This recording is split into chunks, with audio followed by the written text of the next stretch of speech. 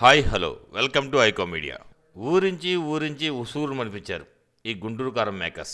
రేపు జరగాల్సిన గుంటూరు కారం ప్రీ రిలీజ్ ఈవెంట్ని పోస్ట్పోన్ చేశారు. హైదరాబాద్ పోలీస్ శాఖ వారు సెక్యూరిటీ రీజన్స్ చూపించి పర్మిషన్ క్యాన్సిల్ చేశారు. దీని కారణంగా ఈవెంట్ని పోస్ట్పోన్ చేస్తున్నట్టు గుంటూరు కారం మేకర్స్ అనౌన్స్ చేశారు.